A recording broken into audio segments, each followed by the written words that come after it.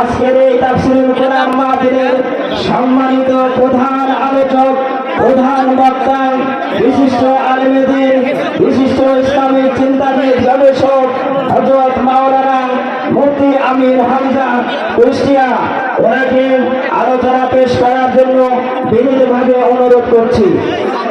نحمده ونستعينه ونستغفره ونؤمن به ونتوكل عليه ونعوذ بالله من شرور أنفسنا ومن سيئات أعمالنا من يهدي الله فلا مضل له ومن يضلل فلا هادي له ونشهد أن لا إله إلا الله وحده لا شريك له وأشهد أن محمدا عبده ورسوله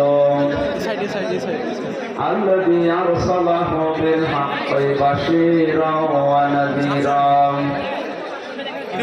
وداعيا إلى الله بإذنه وسراجا منيرا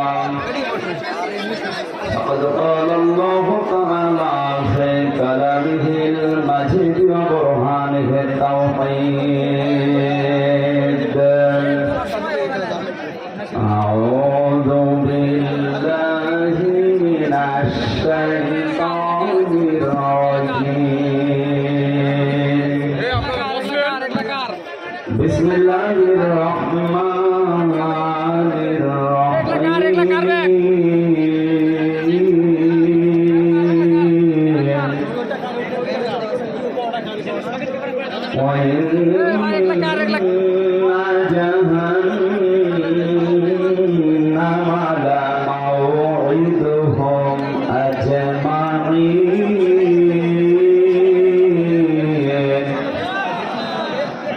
لها سبعة أبواب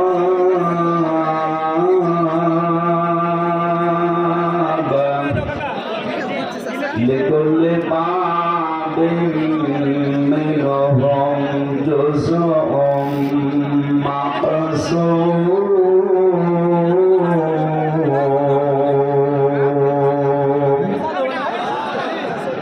صدقت يا ربنا.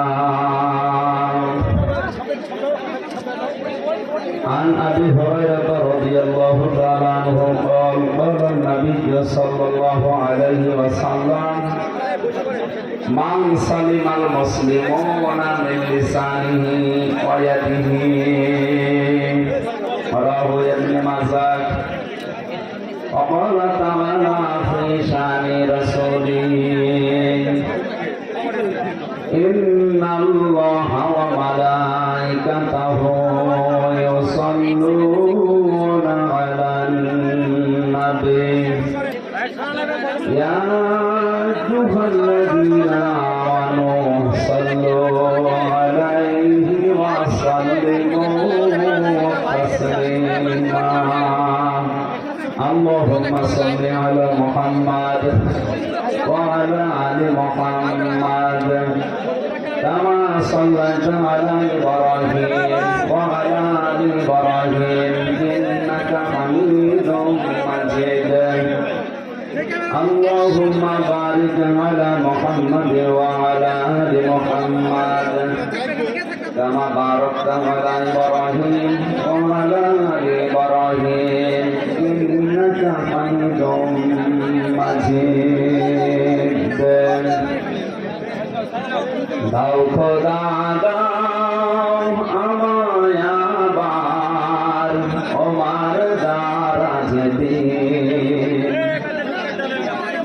দাওয়ালির মতো বীর সেনানি জাগাতে রেখে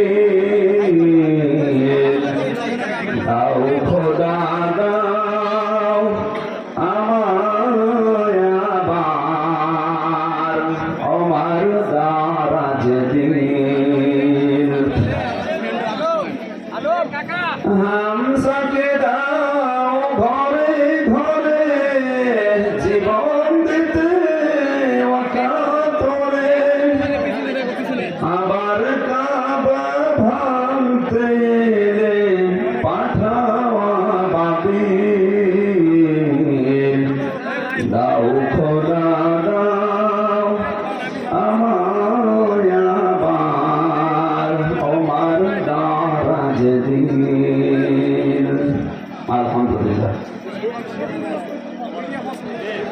রাজশাহী জেলার বাগমারা থানার অন্তর্গত দক্ষিণ মাঝগ্রাম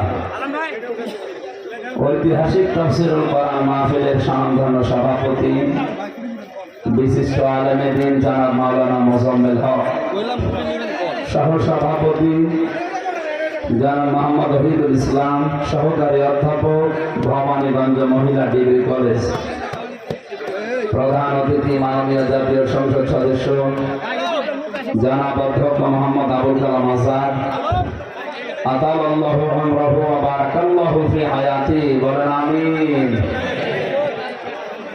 বিশেষ অতিথি অত্র এলাকার কৃতি সন্তান জনাব অ্যাডভোকেট মোহাম্মদ জাকিরুল ইসলাম শান্ত, সহ সভাপতি রাজশাহী জেলা আওয়ামী লীগ ও সাবেক চেয়ারম্যান বাগমারা উপজেলা পরিষদ। এখানে অনেকগুলো মানুষের নাম এসেছে, বিশেষ করে অধ্যক্ষ এস.এম. জিয়াউদ্দিন টিপু সাহেব, জনাব মোহাম্মদ জাহাঙ্গীর আলম হেলাল, জনাব আবু বকর মৃধা মনসুর, জনাব মোহাম্মদ আনোয়ার হোসেন। আরফানা লাকা যিকরা, দুনিয়ানা আখিরাতে ওনাদের মর্যাদা আমরা কামনা করি, আল্লাহ যেন দান করেন, বলেন আমিন। প্রধান সমন্বয়ক আপনাদের এলাকার সন্তান বিশিষ্ট চিকিৎসাবিদ জনাব ডাক্তার মোহাম্মদ আব্দুল বারী, পরিচালক ভবানীগঞ্জ ক্লিনিক। এতক্ষণ যারা আলোচনা রাখলেন ইসলামিক চিন্তাবিদ মুফাসসিরে কোরআন, এলাকার সন্তান হাফেজ মাওলানা কারি আফতাব আহমেদ, মাওলানা আব্দুর রশিদ, হাফেজ মাওলানা জাকিরুল ইসলাম। আলেমদের মর্যাদা কামনা করছে, আল্লাহ যেন আরো বাড়িয়ে দেন, বলেন আমিন। মঞ্চে বসা ওলামায়ে কেরাম, সামনে বসা মুসলমান ভাইরা, পর্দার আড়ালের সম্মানিতা মা এবং বোনেরা, প্রশাসনের মায়েরা, প্রাণ প্রিয় রাজশাহীবাসী, দল মত নির্বিশেষে কোরআনের এই অনুষ্ঠানে যারা এসেছি, আমরা এই প্রচন্ড গরমে যে ইবাদতে কষ্ট বেশি ওই ইবাদতে সওয়াব বেশি। আজকে যে কষ্ট আমাদের হচ্ছে, আমাদের সওয়াব ডাবল হবে আজকের এই অনুষ্ঠানে। এই কারণে নবীজি বলেন, কোরআন পড়তে গিয়ে যদি দেখে বেজে যায়, আউড়িয়ে যায় মুখে, তাহলে তার ডবল সওয়াব হয়। এই অনুষ্ঠানে এসে যেহেতু কষ্ট পাচ্ছেন গরমে, এরপরে মানুষের সংখ্যা অনেক বেশি, সুতরাং আজকে এরকম অনুষ্ঠান ডবল শুনলে যে সওয়াব হতো, এই এক অনুষ্ঠানে আল্লাহ 1-1.5 ঘন্টায় আমাদেরকে ওই সওয়াব যেন দান করে। যে আল্লাহ কোরআনের জন্য কষ্ট স্বীকার করার মন মানসিকতা এবং ধৈর্য আমাদেরকে দিয়ে, বলেন আলহামদুলিল্লাহ। এবারে আসো কি করবে? কোরআনে কারীম শোনার কিছু আদব আছে, আমরা সবাই জানি। এটা তো আর কনসার্ট না, গানের অনুষ্ঠান না, যে আপনি যা মনে চাচ্ছে তাই করবে। এটা ইবাদত চলছে এখন। কি চলছে বলেন তো? আর ইবাদত যেভাবে করা লাগে ওইভাবে হবে, নয়তো আবার উল্টা গুনাহ হয়ে যাবে। ভাই ব্যাগ আপনারে আপনার না আসায় হয়তো ভালো ছিল। কোরআনে কারীম যেখানে তেলাওয়াত করা হয়, আরম্ভ করা হয়, চোখ থাকবা এবং শুনবা, দুইটাই ফরজ। দুইটাই কি? এখনো যারা চোখ করেননি, আপনি ফরজ তরক করছেন, গুনাহ হচ্ছে আপনার। চোখ করে কষ্ট হলেও চোখ করেন, আবার কথা বলে কি গো? কথা বলা যাবে, দাঁড়িয়ে থাক। মানুষ না বড় বলতে পারে, ওখানে দাঁড়িয়ে থাকে। আর এই যে জায়গাগুলো ফাঁকা রেখে চলতে পারে, এখানে কিছু বিছিয়ে দিলে তো বসতে পারে, কথা বলা যাবে না। যাই হোক, যা হয়ে গেছে কথা বলা যাবে না। আমরা ইবাদতে যেহেতু প্রবেশ করে ফেলেছি, যেভাবে ইবাদত করেন আপনি, নামাজ পড়েন ইবাদত মনে করে, ওইভাবে 1 ঘন্টা পরিমাণে চুপ করে থাকেন, দিলের কান লাগিয়ে শুনবেন। আল্লাহ পাক বলেন, ইন্না ফি যালিকা লাযিকরা লিমান কানা লাহু কলবুন আও আলকাস সামআ ওয়া হুয়া শাহীদ। সূরা কাফের ভেতরে আছে এই তেলাওয়াত, এই কোরআন, এই জিকির যদি শুনতে চাও, 1 নম্বরে উপস্থিত হয়ে শোনো। প্রশ্ন আসতে পারে, সেই বাড়ি আমার এখান থেকে 20 কিলোমিটার দূরে, এত দূর কষ্ট করে এখানে আসা লাগবে কেন? ওখানে তো মোবাইলে লাইভ আমি দেখতেই পাচ্ছি না। মুরগির পেটের নিচে যে ডিমগুলো থাকে ওইগুলো থেকে কিন্তু বাচ্চা হয়, বাইরে যেগুলো থাকে ওগুলো এমনিতেই নষ্ট হয়ে যায়, পচে যায়, বোয়া বলা হয় ওই ডিমগুলোকে। কোরআনে কারিমের অনুষ্ঠানে কষ্ট করে আসার ভেতরে কিছু আল্লাহ রেখে দিয়েছে। এখানে আসলে যে জিনিসটা পাওয়া যাবে আপনি লাইভ দেখে 20 কিলো দূর থেকে ওটা পাবেন না। কোন মানুষ যখন কোরআন শোনার জন্য বাড়ি থেকে বের হয়, আর আমরা এই নিয়তে যারা এসেছি, যদি আমাদের দুইটা বিষয় থাকে যে আল্লাহ আমি আজকে তাওবা করে ভালো হয়ে যাব, কি করে? এখানে কেউ আসবেন না, বসে, কিচ্ছু লাগবে না, আমি বুড়ো মানুষ না, যে বারবার চা দিলে পানি দেবো।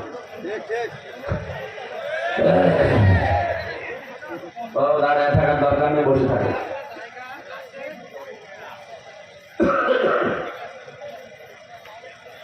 ভেতরে 3 বছর থাকার কারণে শরীরের কন্ডিশন খারাপ হয়ে গেছে। তাছাড়া তো আমার এমনিতে কোনো অসুবিধা ছিল না। কি খেয়েছি না খেয়েছি, এক ঘরের ভেতরে শরীরটা ভেঙে গেছে। আমার স্বাভাবিক হতে আরো সময় লাগবে। বের হওয়ার পরে ডাক্তার দেখিয়েছিলাম, উনি বলেছিল আপনি 12 ঘন্টা করে ঘুমাবেন। 12 ঘন্টা, 12 মিনিট ঘুমাতে দেখে মানুষ। কালকে ছিলাম বরিশাল মেহেন্দিগঞ্জ, অনেক ভেতরে গৌরীপুর বলে এক এলাকায়। ওখান থেকে রাত 11:30টায় গাড়ি ছেড়ে দিনের বেলায় অনুষ্ঠান ছিল বাগমারা কেশবহাটের কোন এলাকায় যেন বানরে, ওখানে এসে আসরের নামাজ পড়েছি সারাদিন সারা রাত গাড়িতে। এরপরে আবার এখানে শরীর সাপোর্ট করলে আমার কিছু দরকার হবে না ইনশাল্লাহ। তো আজ হচ্ছে আপনাদের কাছে আল্লাহ যেন আমাকে সাপোর্ট করে। রাজশাহীবাসী কোরআনে কারিমের প্রতি এই মহব্বত থেকে আমার একটা কথা মনে হচ্ছে, সূক্ষ্ম ষড়যন্ত্রগুলো দেশে কোরআনের বিরুদ্ধে চলছে।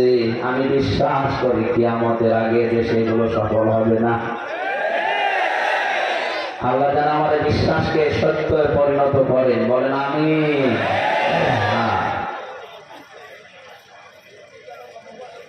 কোরআনে কারিম যারা শুনতে এসেছি, বিশ্বনবী মুহাম্মদ রাসূলুল্লাহ সাল্লাল্লাহু আলাইহি ওয়াসাল্লাম আয়াতের তাফসীর করতে গিয়ে তিনি নিজে জানিয়েছেন, যারা উপস্থিত হয়ে শুনে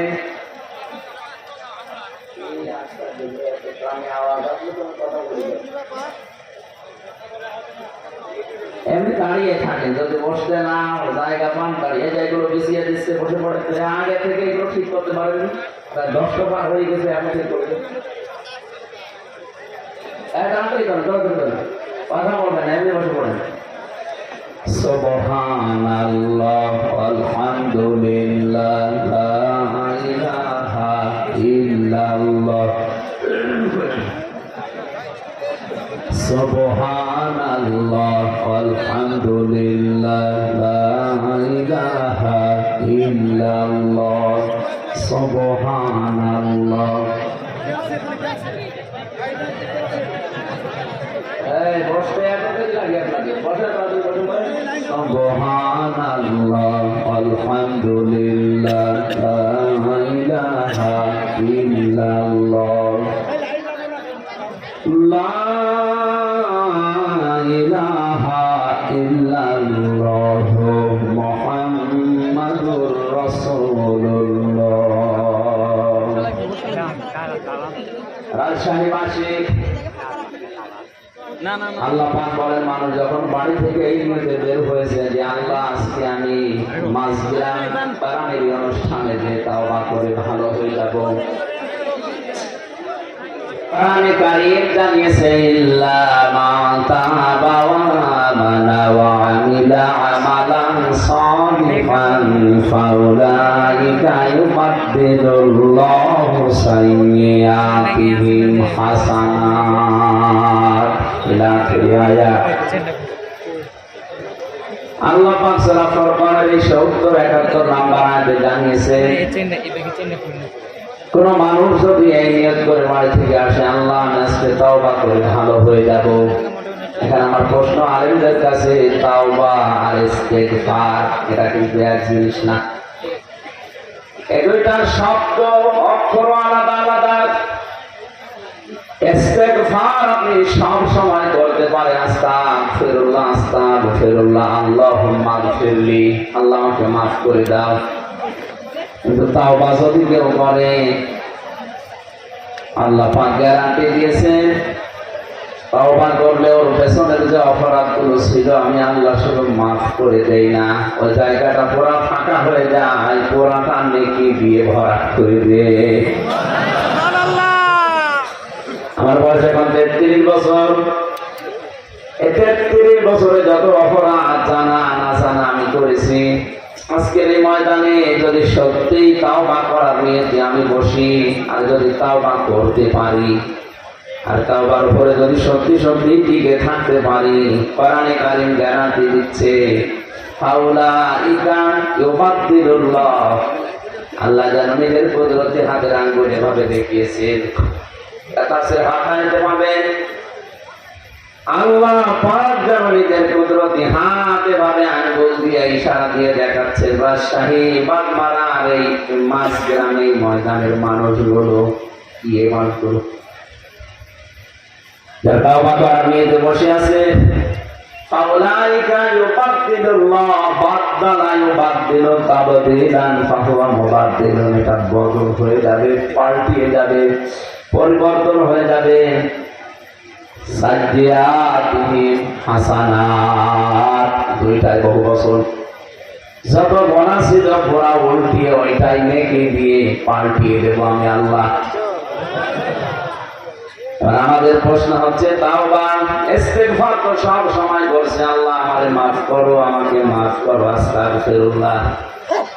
গফার থেকে শব্দটা ইস্তিগফার বা ইস্তেমাল, আর তাওবা এটা কিন্তু ওই শব্দ না। আপনি যদি সত্যি এখানে বসে আজকে তাওবা করার নিয়ত করেন, কত বড় বিশাল একটা বেনিফিট পাওয়া যাচ্ছে। জাকিরুল ইসলাম শান্তু সাহেব 50 বছর বয়স, মনে করে 50 বছরের দুনিয়ায় যত অপরাধ করেছে, যে ধরনের অপরাধ হোক সব আজকে কোরআনের ইজ্জতে তাওবার খাতিরে আল্লাহ মাফ করে জায়গাটা নেকি দিয়ে ভরাট করে দেবে। এটা কি এমনি এমনি দেওয়ার কথা? তাওবাটা কি জিনিস? তাহলে আমাদের দেশে বিভিন্ন দরবারে গেলে মানুষকে তাওবা পড়ায় যে সাহেবরা আজ আস্তাগফিরুল্লাহ রাব্বি মিন কুল্লি যামবি ওয়া কুল্লি হয়ে গেল না, আমি বলতে পারবো না ভাই। এটা আবার একটা বাক্য। কোরআনে কারীম জানিয়েছে কোন মানুষ যদি সত্যি তাওবা করে তাহলে তাকে 2টা শর্ত মানা লাগবে আর একটা সময় মেনটেন করা লাগবে। সূরা সমার 24 নম্বর পারা 3 নম্বর পৃষ্ঠার 12 নম্বর লাইনের 53 নম্বর আয়াতে আল্লাহ দলিল দিয়েছেন, আমরা তাওবা যদি করতে চাই শর্ত মানা লাগবে কয়টা? আর জয় বলেন, সময় একটা। শর্তগুলো কি কি এবার দেখেন তো। এত বড় বিশাল লাভের জিনিস আল্লাহ আমাদেরকে ময়দানে আসার কারণে দিচ্ছে, এটা খেলা করার জন্য না। ওয়ানিবু ইলা রাব্বিকুম ওয়াসলিমু লাহু মিন ক্বাবলি আইয়াতিয়াকুমুল আযাবু সুম্মা লা তুনসারুন। এটা তাফসীর ফিসিলাল কোরআনে পাবেন। সাইয়্যিদ কুতুব শহীদ রহমাতুল্লাহ আলাইহি তাফসীর করতে গিয়ে লিখেছেন, কোন মানুষ যদি সত্যি তাওবা করে তাকে ফিরে আসা লাগবে 1 নম্বরে আল্লাহর দিকে। কার দিকে? শব্দটা শুনতে যত সহজ মনে হচ্ছে, প্র্যাকটিক্যাল লাইফে শব্দটা মিলানো অত সহজ না। কোন মানুষ যদি বলে আল্লাহ আমি তোমার দিকে ফিরে আসলাম, এই কথা বলার কারণে তার জীবনে অনেক কিছু ছাড়া লাগতে পারে। কথার ওজন টের পাচ্ছেন আপনি? না, কথার ওজন টের পাওয়ার কথা আলেমদের। পৃথিবীতে কেউ যদি বলে আল্লাহ আমি তোমার দিকে ফিরে আসলাম, ওর জীবনে বহু জিনিস ছেড়ে দেওয়া লাগতে পারে। হয়তো এতদিন লাল পানি খেয়েছে, অনেক আনন্দে ছিল, ওই লাল পানি ছেড়ে দেওয়া লাগবে না? লাগবে না? এতদিন মেয়ে বউ বেটার বউকে বেপরদায় চালিয়েছে, কেউ যদি বলে আল্লাহ তোমার দিকে ফিরে আসলাম, ওইটাও ছেড়ে দেওয়া লাগবে। আর ওইটা ছেড়ে দেওয়া কি অত সহজ? আপনি যদি আজকে দিয়ে বলেন আমি আল্লাহর দিকে ফিরে এসেছি, তওবা করে এসেছি ময়দান থেকে, আর তোমাদেরকে এভাবে রাস্তায় যেতে দেব না, এমন বউ আছে বলবে তোর ভাত আমি খাবো না। এই শব্দটা বলা যত সহজ ছিল, প্র্যাকটিক্যালি মিলানো অত সহজ। সূরা বুরুজের তাফসীর পড়েছিলাম, ওই যে জালিম বাদশার নাম আমরা শুনেছি, তাকে ইউনূস, এই লোকটা জীবন্ত মানুষদেরকে অগ্নিকুণ্ডের ভেতরে যখন ফেলছিলেন, একটা ছোট মাসুম বাচ্চাকে প্রথমে যখন ফেলে দিয়েছে, তার মা কান্নাকাটি করছিল। আগুনের ভেতর থেকে বাচ্চাটা আওয়াজ দিচ্ছে, মা এটা আগুনের কুণ্ডলী না, এটা ফুল বাগান। তুমিও আমার মতো লা ইলাহা ইল্লাল্লাহ শব্দটা উচ্চারণ করে চলে আসো, আমার মতো তুমিও বাগানে থাকতে পারবে।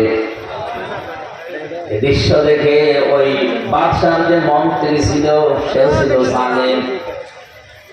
এই দৃশ্য দেখার পরে চিন্তা করছে, প্রচন্ড অগ্নিকুণ্ডের ভেতরে, প্রজ্বলিত আগুনের ভেতরে যদি এই কালিমা পড়ার পরে ফুল বাগান মনে হয়, আমার জীবনের মন্ত্রিত্ব পাওয়ার পরও আমি এরকম বাগান পাইনি।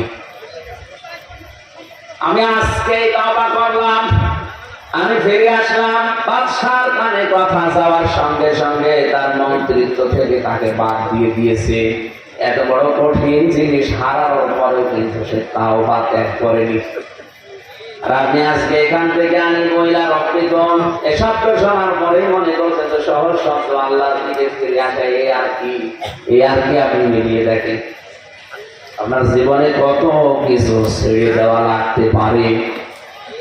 2 নাম্বার শর্তটা আরো কঠিন, আসলিমু লাহু, আত্মসমর্পণ করা লাগবে। এটা শিখিয়েছিলেন আমাদের জাতির পিতা হযরত ইব্রাহিম রাদিয়াল্লাহু সাল্লাম। আত্মসমর্পণ আল্লাহর বিধানের সামনে কি করে করা লাগে, তার জীবনে 50টা পরীক্ষা দিয়ে তিনি আমাদেরকে দেখিয়েছিলেন। وَإِذِ ابْتَلَى إِبْرَاهِيمَ رَبُّهُ بِكَلِمَاتٍ فَأَتَمَّهُنَّ قَالَ إِنِّي جَاعِلُكَ لِلنَّاسِ إِمَامًا قَالَ وَمِنْ ذُرِّيَّتِي قَالَ لَا يَنَالُ عَهْدِي الظَّالِمِينَ। সূরা বাকারার 124 নম্বর আয়াতে আল্লাহ বলেন, আমি ইব্রাহিমকে পদে পদে পরীক্ষা নিয়েছি জীবনে। এখানে আয়াতে আমার আল্লাহ 50টা পরীক্ষার নাম দিয়েছেন। এটা তাফসীরে ফি জিলালিল কোরআনে পাবেন। প্রতিটি পরীক্ষায় হযরত ইব্রাহিম নবী উত্তীর্ণ হয়েছিলেন। তার ঈমানের যে পরীক্ষা ছিল, ঈমানের পরীক্ষা ছিল 10টা, আমলের পরীক্ষা ছিল 30টা, তার খাসলাত বা অভ্যাসের পরীক্ষা ছিল 10টা। এই 50টা পরীক্ষা পুরা কোরআনে আল্লাহ সাজিয়েছেন। আমি জেলখানায় 3টা বছর বসে বসে মাওলানা মামুনুল হকের সাথে আমি এই বিষয়গুলো শেয়ার করে করে সাবজেক্টগুলো বানিয়েছিলাম। 50টা পরীক্ষা যদি তাফসীর আকারে একটা একটা করে বলা হয় 50 দিন লাগবে, এত কথা আছে। ঈমানের পরীক্ষা মহান আল্লাহ তাকে 10টা নিয়েছিলেন। আমার বিষয়ে কথা নাই, কেন আমি শুধু ক্লাস দেই। আমলের পরীক্ষা নিয়েছিলেন তার জীবনে 30টা।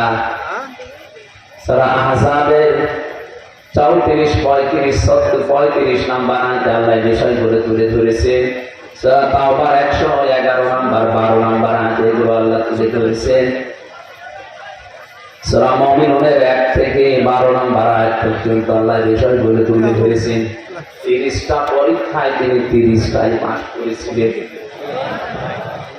তার শরীরের ভেতরে স্বভাব সংক্রান্ত কিছু বিষয় আল্লাহ পরীক্ষা নিয়েছিলেন 10টা পরীক্ষায় তিনি উত্তীর্ণ।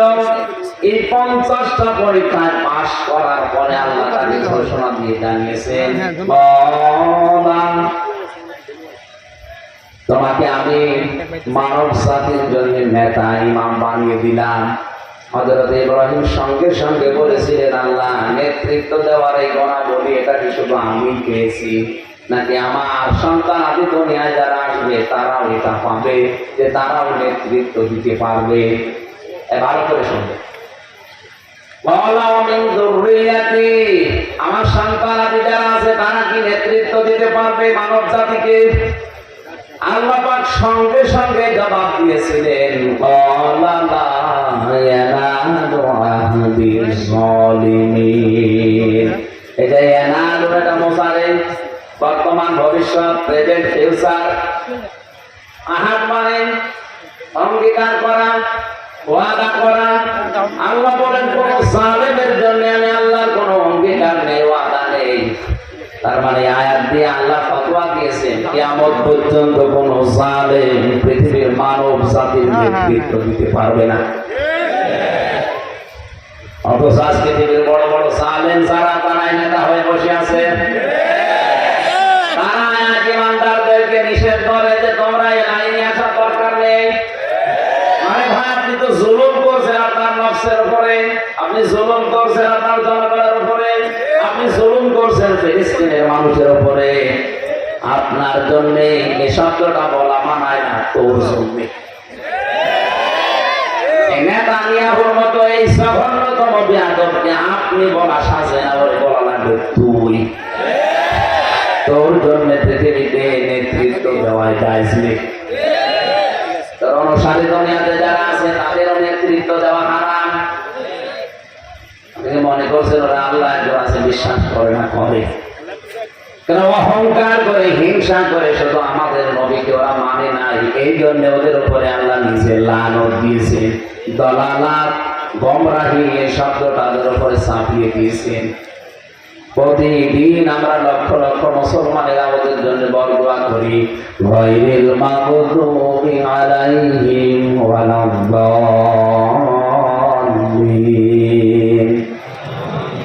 শব্দটা বলা হয় 17 ওয়াক্ত নামাজ, 17 রাকাত নামাজ যদি কেউ ফরজ নামাজে পড়ে প্রতিদিন, সুন্নাত নফল মুস্তাহাব নাও পড়ে, শুধু ফরজ নামাজ পড়ে, তাও 17 বারে বরদোয়া আপনি ইহুদি খ্রিস্টানদের উপরে দিতে আছেন 5 ওয়াক্ত নামাজে। আর যদি নফল সুন্নাত পড়েন, ওয়াজিব পড়েন, তাহলে কয়েকশো বার আপনার মুখ দিয়ে আল্লাহ একটা কথাই বের করে নিচ্ছে, বলো যে তোমাদের উপরে আল্লাহর লানত, গজব, তোমরা গোমরাহ। কিয়ামত পর্যন্ত ইহুদিদের উপরে আল্লাহর লানত, আল্লাহর গজব।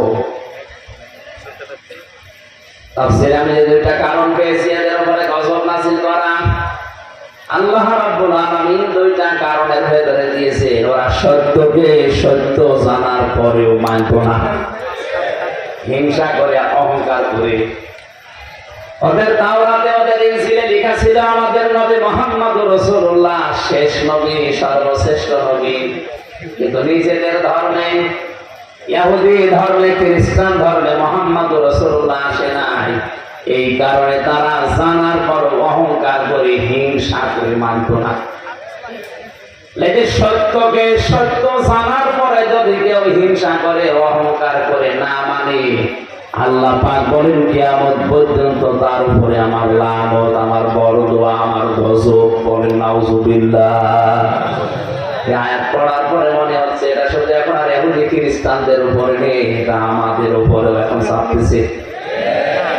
কারণ এখানে হাজারো মুসলমান সত্যকে সত্য জানার পর আজ অনেকে মানতে চায় না, হিংসা করে আর অহংকার করে। কিন্তু জানে যে কুষ্টিয়া থেকে আমি হামজায় এসেছে, ওর বাবার কথা বলবে না, কথা বললে কোরআন দিয়েই বলবে, দলিল দিয়েই কথা বলে। এরপরও হিংসা করে মানে না, না এ তো আমার দলের মুরিদ না, এ তো আমার দলের লোক না। যে হিংসা করে, অহংকার করে মানে না, এগুলো এক প্রকার ইহুদি খ্রিস্টানদের মতো। রাজশাহী বিভাগে নেই।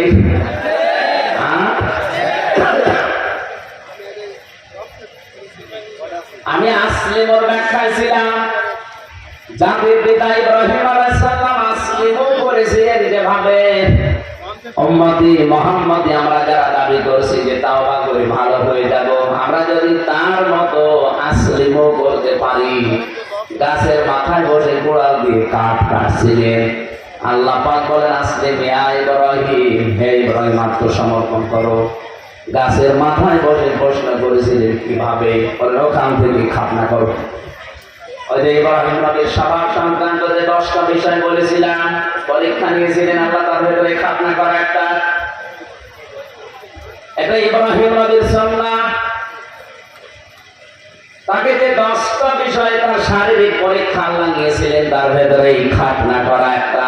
গাছের মাথায় বসে কোড়াল দিয়ে কাঠ বাদ দিয়ে খাতনা করে বললেন, আসলামতু লিরাব্বিল আলামিন। আল্লাহ, আমি আত্মসমর্পণ করলাম তোমার বিধানের সামনে। এখন আমার নিজের বলতে আর কোনো কথা নেই, তোমার কথাই আমার কথা। রাজশাহীবাসী এই শব্দটা আমি যত সহজে বললাম, আপনি নিজের বাস্তব জীবনে এত সহজে কি মিলানো সম্ভব? বলেন। সূরা তাওবাতে পড়েছি, ইয়া আইয়ুহাল্লাযীনা আমানু লা তাত্তাখিযু আবাকুম ওয়া আবনাকুম আউলিয়া ইন ইসতাহাব্বুল কুফরা আলাল ঈমান ওয়া মান ইয়াতাওয়াল্লাহুম মিনকুম ফাউলাইকা হুমুস সালিমুন। ওহে যারা বিশ্বাস করো আল্লাহ একজন আছে, কিয়ামত হবে, তারা শোনো, কখনো তোমাদের মা বাবা, তোমাদের সন্তানাদি, স্ত্রী পুত্র, এগুলোকে এরা যদি ঈমানের পরিবর্তে কুফরকে বেশি ভালোবাসে, তাদের সাথে সম্পর্ক রাখা যাবে না। শব্দটা কত কঠিন আপনি জানেন। বদরের ময়দানে পরীক্ষা দিয়েছিল সাহাবায়ে কেরাম এই আয়াতের। হযরত সিদ্দিক আকবর রাদিয়াল্লাহু তাআলা আনহুর সন্তান আব্দুল্লাহ যুদ্ধের পরে এসে বলছে, বাবা আমি কিন্তু জিহাদের ময়দানে বদরে তোমায় পেয়েছিলাম, কিন্তু তুমি আমার বাবা, এর সঙ্গে আমি কিছু বলি নাই। হযরতে আবু বকর সিদ্দিক ওই সময় বলেছিলেন, সন্তান তুমি আমার যুদ্ধের ময়দানে পাওয়ার পর সুযোগ পেয়েও কিছু বলো নাই, বাবা মনে করি। আল্লাহর কসম করে বলছে, আমি যদি তোমার একবার দেখতে পেতাম আর আমি যদি সুযোগ পেতাম, কসম হয় আল্লাহ তুমি আমার সন্তান, এটা আমার মনে থাকতো না। কারণ আমি কোরআনে কারিমের আয়াত পড়েছি, ইস্তাহাব্বুল কুফরা আলাল ঈমান। যে সন্তানাদি, যে স্ত্রী, যে ভাই ভক্কর, যে মা বাবা, এরা যদি আল্লাহ রাসূলের পরিবর্তে, ঈমানের পরিবর্তে কুফরকে বেশি ভালোবাসে, তাদের সাথে সম্পর্ক রাখা যাবে না। তারা এই আয়াতটা বাস্তব জীবনে মিলিয়েছিল, আমরা অনেকে মিলাতে পারি না। কোরআনে কারিমের আয়াতগুলো বিশেষ করে মধ্যপ্রাচ্যে যারা আছে মুসলমানেরা, আর আমরা এই বাংলাদেশ, ভারত, পাকিস্তানে যারা আছি, তারা কিন্তু কোরআনের আয়াত একই আছে, বাস্তব প্রেক্ষাপট মিলাতে কি আমরা আলাদা করে ফেলি। আমি রিমান্ডে থাকাকালীন এক হিন্দু অফিসার, ওর অনেকগুলো আয়াত দেখলাম মুখস্থ আছে।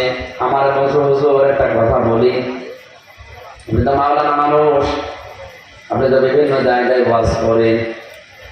আমি সরকারি কাজে 2 বছর এমএলএ ছিলাম ওমা। ওখানে থাকাকালীন আমি দেখেছি ওনাদের কোরআনে কারিম হাদিস মেনে নেওয়া আর আমাদের কোরআনে কারিম হাদিস মানা, এই 3টা দেশে এক না। আপনি তো হিন্দু, অন্য জাতির লোক কিভাবে কি বোঝে? আমি যে দোকানে খাবার দিতাম, দোকানের মালিক বসে আছে, টাকা নিচ্ছে ক্যাশ, আর যেখানে খাবার দেয় হোটেলের বয় বলা হয়, ওটা ওই মালিকের নিজের আপন ছোট ছেলে। মানুষকে রুটি দেয়, পানি দেয়, এগুলো সব টেনে দেয় তরকারি। ডাক দিয়ে একদিন বললাম, ভাই আপনি এই দোকানের মালিক, এত টাকা পয়সা আপনার, আর আপনার নিজের ছেলে ওকে মানুষের মতো মানুষ না করে বড় একটা জায়গায় তুলে না দিয়ে আপনি কি করেছে, ছেলেকে হোটেলের বয় বানিয়েছে। এক কথা হলো ওনার ভাষা দিয়ে বলিয়েছে, ভাই আপনি কোন দেশের মানুষ আমি জানি না, তবে অনেকদিন আপনি আমার হোটেলে খাবার খাওয়ার জন্য আপনাকে বলছি, এটা আমার নিজের ছেলে হতে পারে। কোরআনে কারিম এবং নবীর হাদিস আমার সামনে আছে। ইয়া আইয়ুহাল্লাযীনা আমানু ইন্না মিন আযওয়াজিকুম ওয়া আওলাদিকুম আদুওয়াল লাকুম ফাহযারুহু ইলা আখির আয়াত। হিন্দু অফিসার আমাকে বলছেন, হুজুর এই দোকানের মালিক আমাকে কোরআনে কারিমের সূরা তাগাবুনের 14 নাম্বার 15 নাম্বার আয়াত আমাকে শোনালো। আমারও কোরআনের অনেক আয়াত মুখস্থ আছে, আমি বাংলা সহ মুখস্থ করেছি। আমাকে উনি বোঝাতে চেয়েছে যে আল্লাহ পাক জানিয়েছেন ইমানদারেরা, তোমাদের স্ত্রী সন্তান কখনো কখনো তোমাদের শত্রু হয়ে দেখা দেবে, সুতরাং তাদের থেকে সতর্ক থাকবা। আমার সন্তানটাকে আমি যা মনে করি, আপনাকে আমি একই জিনিস মনে করি, কারণ মুসলিম এখন মুসলিম, মুসলমান মুসলমানের ভাই। আপনি জাতি দেখি আপনাকে তো আমি চিনি না, তো মুসলমান মনে করি বলছি। আমার নিজের আপন সন্তানকে আমি যা মনে করি, পৃথিবীর 175 কোটি মুসলমানকে আমি তাই মনে করি না। এখানে বোঝার চেষ্টা করেন তো কথাটা কি বোঝাতে চাইলেন তিনি, যে আমার দায়িত্ব ছিল নবীর হাদিস অনুযায়ী আমার এই সন্তানের একটা সুন্দর নাম রাখা। আমি ওর নাম রেখে দিয়েছি আব্দুর রহমান। 2 নম্বরে ওকে আমি দ্বীনের শিক্ষা দেওয়া, এটা আমার দায়িত্ব ছিল। দ্বীনের শিক্ষা মানে হাফেজ মাওলানা সাহেব বানানো লাগবে না, ইসলাম মানতে যতটুকু প্রয়োজন অতটুকু শিক্ষা দেওয়া ফরজ আমি শিখিয়েছি। অন্তত ইসলামের যে মৌলিক জিনিস এগুলো মানতে পারে। 3 নম্বরে ওকে একটা সৎ পাত্রী দেখে পাত্রস্থ করা আমার দায়িত্ব ছিল, মানে একটা সৎ পাত্রী দেখে ওকে বিয়ে দিয়েছি। 4 নম্বরে ওকে একটা হালাল কর্মজীবন তৈরি করে দেওয়া আমার দায়িত্ব ছিল, আমি দিয়েছি আমার সামর্থ্য অনুযায়ী। আমার দোকানেও কর্মচারী হয়ে কাজ করে, মনে করেন 20,000 টাকা বেতন পায়, এটা দিয়ে ওর সংসার হালাল ভাবে ভালোভাবে ওর স্ত্রী নিয়ে চলছে, কোনো অসুবিধা নেই। আমি তো আর ওর জন্য 5 লাখ 10 লাখ 20 লাখ টাকা খরচ করে হারাম কোনো কাজে সুপারিশ করে একটা চেয়ারে বসিয়ে দিতে পারি না। কথাটার ওজন কত আপনি টের পাচ্ছেন? আজ বাংলার 1734 জন মানুষ দায়িত্বে আছে। এই ওমানের এই দোকানদার মুসলমানের মতো যদি এদের মন মানসিকতা তৈরি হয়ে যেত, এই দেশে ঘুষ নেওয়ার জন্য পিটিয়েও লোক পাওয়া যেত না। তিনি কি বোঝাতে চেয়েছেন যে আমার সন্তানের উপরে হাদিস অনুযায়ী 4টা দায়িত্ব ছিল আপনার, আমি পালন করেছি। আমি কোরআনের আয়াত সামনে রেখেছি, যেহেতু আমার শত্রু, ওর থেকে সতর্ক থাকা লাগবে। ওকে এমন জায়গায় আমি তুলে দিতে পারি না যে জায়গায় যে ও যেখানে বসার যোগ্যতা রাখে না। আমি টাকা পয়সা ঘুষ দিয়ে প্রভাব প্রতিপত্তি খাটিয়ে ওই চেয়ারে ওরে বসিয়ে দিলাম, ওইটার কারণে ওই চেয়ারে বসে আরো হাজারো অন্যায় করবে। আপনি বলেন তো এই নিয়মটা বাংলাদেশে এখন কেউ মানছে না? এই জন্য ওনাদের কোরআনে কারিমের আয়াতগুলো মানার, আমাদের দেশের মানুষের কোরআনের আয়াত মানা একই আয়াত, কিন্তু মেনে নেওয়ার সিস্টেমটা এক না। আজ আমরা এই মন মানসিকতা নিয়ে যদি তৈরি হতে পারতাম যে ঈমান এবং আল্লাহর পরিবর্তে যারা কুফরকে, শিরককে, বেদাতকে বেশি ভালো মনে করে, ও আমার সন্তান হলো আমার শত্রু, ও আমার স্ত্রী হলো আমার শত্রু, ওর থেকে আমার সতর্ক থাকা লাগবে। হ্যাঁ, ওর প্রতি আমার যে দায়িত্বগুলো আছে জায়েজ পর্যায়ে আমি জীবন থাকতে পালন করে যাব। ওকে আমার দ্বীনের শিক্ষা দেওয়ার দরকার ছিল, আমি শিক্ষা দিয়ে দিয়েছি। আজকে দফরদারা যেখানে মাহফিল ছিল আমি বলেছিলাম, এদেশে বাংলাদেশে একজনের 4টা ছেলে, সব হায়ার এডুকেটেড, সব উচ্চ শিক্ষিত, আর 2টা মেয়ে। 6 ভাই বোন মিলে বাবার সম্পদ গুলো নিজেদের নামে লিখে দিয়ে 95 বছর বয়সী এই বৃদ্ধকে পাঠিয়ে দিয়েছে রাস্তায়। অনেকে শোনার পরে একটু আফসোস করলো, দেখলাম বলছেন আউযুবিল্লাহ। কেন আউযুবিল্লাহ বলবেন? এ দোষ কি শুধুমাত্র ওই 6 ছেলে মেয়ের? ওই মুরব্বী দোষ নেই?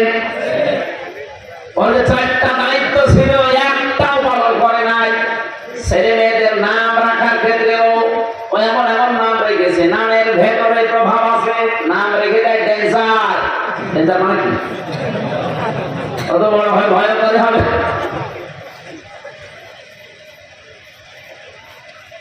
নাম রেখে দিয়েছে বুলেট, অত জানে তারে মারবে। নামের একটা প্রভাব আছে। আমি একটা সুন্দর নাম, আমার দায়িত্ব ছিল বাবা হিসাবে, মা হিসাবে আমি রেখে দিয়েছি। ওকে দ্বীনের শিক্ষা দেওয়ার দরকার, আমি দিয়েছি। ওই বাবাটাকে এমনি আজ 95 বছর বয়সে রাস্তায় ছেড়ে দেয়নি, হয়তো কিছুদিন পরে রাস্তায় মরে যাবে, পুকুরে সিগারেট টেনে পড়ে থাকবে, টেনে টেনে খাবে। আমার তো ঘটনা দেখার পরে ফেসবুকে একই মনে হচ্ছে যে বাংলাদেশে আজ অনেকের কপালে এটা অপেক্ষা করছে। এরকম দাদার 6টা ছেলে মেয়েকে অনার্স মাস্টার্স করিয়েছে, কিন্তু বাবা কি আল্লাহর পরে বাবার স্থান এটা এই সন্তানেরা যাবে না, এমন শিক্ষা ব্যবস্থায় শিক্ষিত করেছে। যদি ওরে আপনি প্রথমে 3 বছর কোরআন শেখাতেন এই 6টা ছেলে মেয়েকে, দুনিয়া একদিকে চলে গেলে ওই 95 বছর বয়সী বৃদ্ধ বাবাকে রাস্তায় ছেড়ে দিত না। আমাদের শিক্ষা ব্যবস্থায় যে সিস্টেম গুলো এখন অনেকাংশে নেই।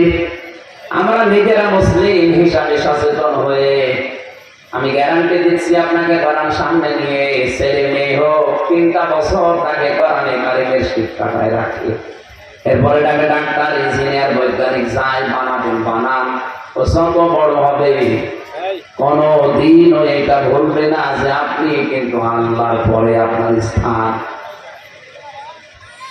এখনো পর্যন্ত যদি মুরব্বীর মতো রাস্তায় শেষ বয়সে আসতে না চান, জেনে পড়ে মরে কুকুরের খাবার হতে না চান, ছেলে মেয়েদেরকে এখনো 3 বছর কোরআনে কারিমের শিক্ষায় অভ্যস্ত করে। দোকানদার ওনাকে বলছে, ভাই আমি 3 বছর আমার কোরআনে কারিম শিক্ষার যে ব্যবস্থা আমাদের শিক্ষা ব্যবস্থায় ছিল আমার সন্তানকে আমি শিখিয়েছি।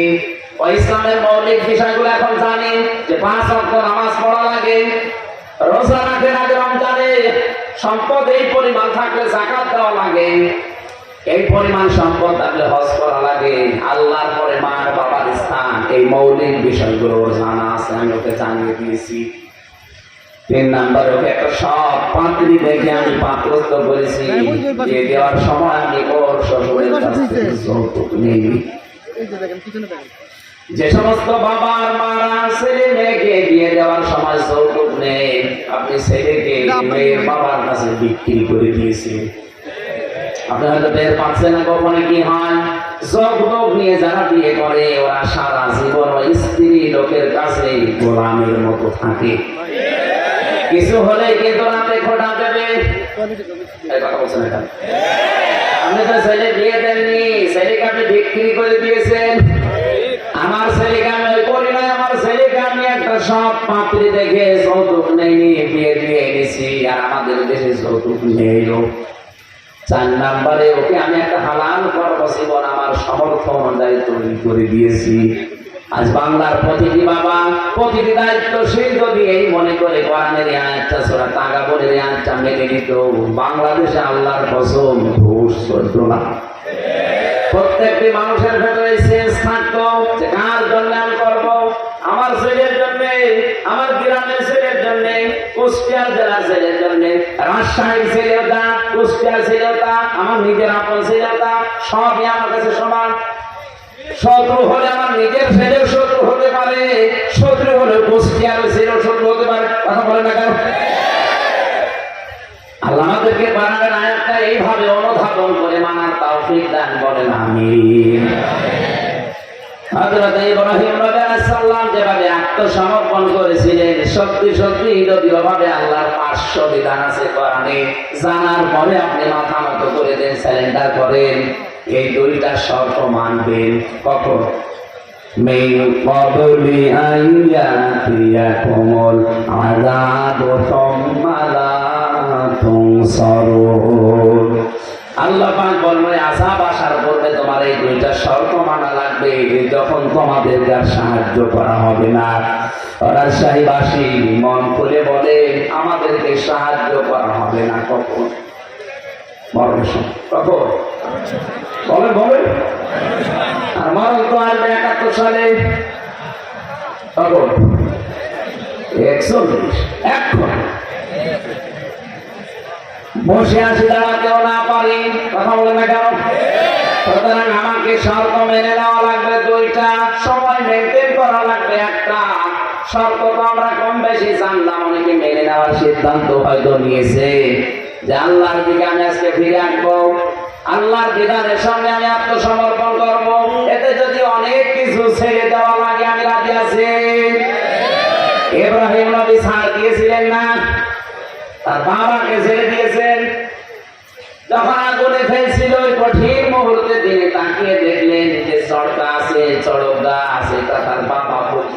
ঘুরে ঘোরাচ্ছে। তিনি কেঁদে ফেললে ডাক দিয়ে বলে রব্বুল আলামিন, দুনিয়ায় বিপদে পড়লে মানুষ বাবা আসে সাহায্য করার জন্য, আর আমি আজকে দেখতে পেলাম আমার বাবা নিজে আমাকে আগুনে ফেলার জন্য নিজে সড়ক গাছের ঘোরাচ্ছে। আমার বিশ্বাস হয়ে গেছে আসমান জমিনে তুমি ছাড়া আর কেউ নেই, মাবুদ তুমি আমাকে বাঁচাও। ফেরেশতারা এসেছিল তিনি এমনি আল্লাহ পাক তার এই ঈমানটা দেখার পরে আগুন পর্যন্ত ফুল বাগান বানিয়ে দিয়েছেন। সালামান শব্দ দিয়ে পুরো আগুনের বাগান, আগুনের কন্ট্রোল খেয়াল, সালামান দিয়ে বেহেশতের বাগান বানিয়ে দিয়েছেন। আমার রাজশাহীবাসী, আমি আবার বলছি এই শব্দ দুইটা যদি সত্যি আজকের এই ময়দানে এসে আমরা মেনে নেওয়ার সিদ্ধান্ত নিতে পারি, আর সময়টা যদি মেনটেন করতে পারি যে না 41-71 না এখনই মরণ এসে যেতে পারে, সুতরাং আমি এখন পরিবর্তন হয়ে গেলাম, আল্লাহর ঘোষণা মিথ্যা হবে না। বাড়ি যাওয়ার আগে আপনাকে মনে হবে যে আপনার মা কেবল প্রসাদ করেছে, আপনি বেকরা ব্যক্তির মতো হয়ে যাবেন। এই নিয়তে তো আমরা এসেছি নাকি বলেন? আল্লাহ পাক আমাদেরকে সূরা ফুরকানের এই 70-71 নাম্বার আয়াত আমাদের জীবনে যেন কার্যকর করে দেন, বলেন আমিন। দরুদ আর সালাম পড়ে আজকের তেলাওয়াতকৃত আয়াত, গুরুত্বপূর্ণ দুইটা আয়াত পড়েছে সূরা হিজর থেকে 43-44 নাম্বার আয়াত। আমার যতটুকু কোরআনের উপরে আয়াত আছে, আমি যতটুকু তাফসীরে আয়াতের উপরে দেখেছি, আমার তো মনে হচ্ছে এই যে গরমে 1-1.5 ঘন্টা না, কিয়ামত পর্যন্ত আয়াতের কথা বললেও কথা শেষ হবে না, এত কথা আল্লাহ লুকিয়ে রেখেছে, শুধু টান দিয়ে বের করা লাগবে। আজকে আমরা চেষ্টা চালাবো তাফসীর আকারে আবিষ্কার করার ইনশাআল্লাহ। জবান খুলে কোরআন শোনার জন্য পড়েন আউযু বিল্লাহি মিনাশ শাইতানির রাজিম, বিসমিল্লাহির রহমানির রহিম,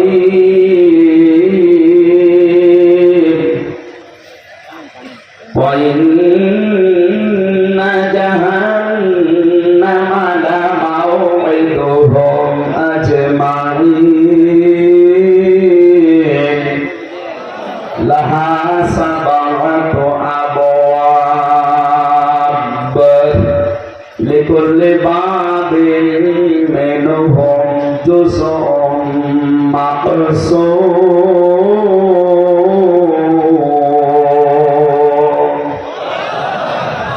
সাদাকাল্লাহুল আযীম। সূরা হিজর, কোন সূরা?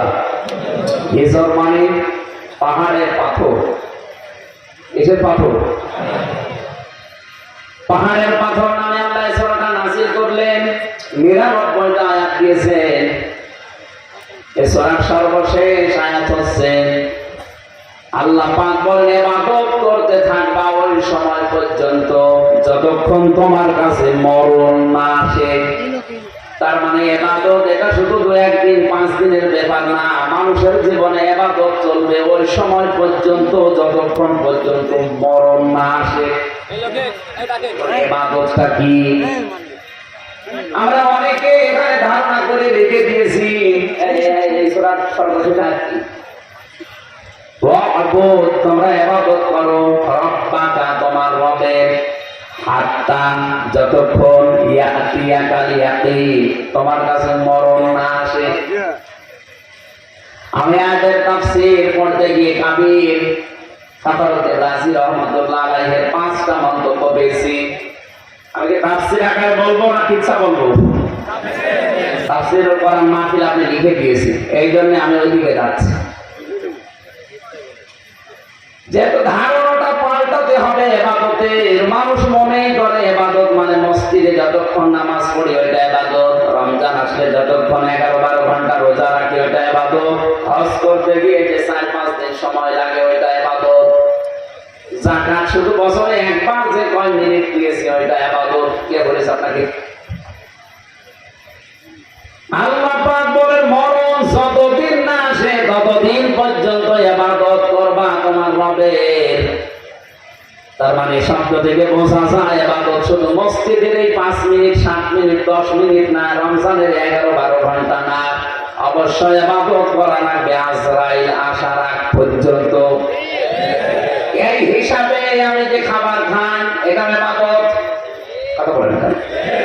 কেউ যদি সকালবেলা উঠে নাস্তা করার সময় বলে বিসমিল্লাহির রহমানির রহিম, এই শব্দ বলার পরে মুখে খাবার দেয়, 8 মিনিট 10 মিনিট 15 মিনিট 20 মিনিট ধরে যদি রুটি খায়, খাবার খায়, ওরা খাবারটাই হয়ে যাবে ইবাদত।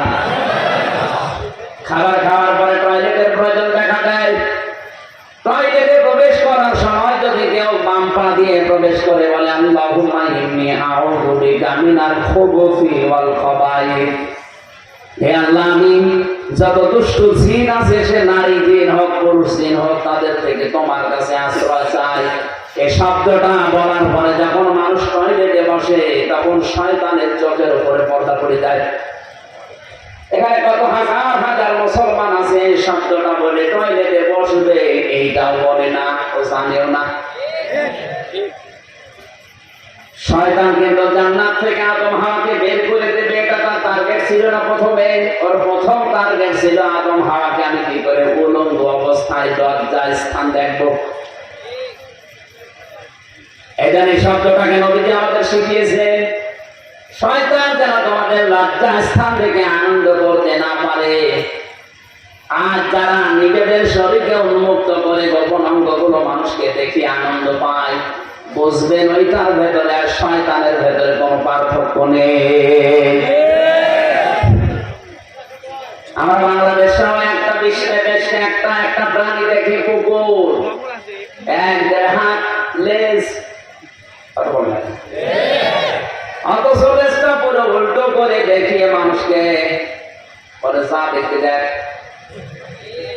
ও কিন্তু ঢেকে রাখলে রাখতে পারে, এটা বলছে না, ও ঢেকে রাখলে রাখতে পারে, লজ্জা স্থান উন্মুক্ত করে মানুষকে দেখে আরো আনন্দ পাচ্ছে। আর যারা নিজেদের গোপন অঙ্গকে, যে সমস্ত বিষয়গুলো ঢেকে রাখা দরকার ছিল, এগুলো যারা জনগণকে দেখিয়ে উন্মুক্ত করে আরো আনন্দ উল্লাস করে, বুঝবে এইটা আর কুকুর সমান।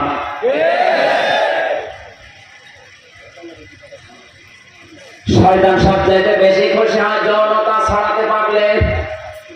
যখন দেখে মানুষ উলঙ্গ অর্ধ উলঙ্গ হয়ে রাস্তাঘাটে আসে, শয়তান তখন তাকে জাল হিসাবে ব্যবহার করে। তাহলে যে সমস্ত মহিলারা বেপরদায় রাস্তায় আসে, বুঝবেন ওটা মহিলা না, ওটা শয়তানের জাল। রাজশাহী নেই,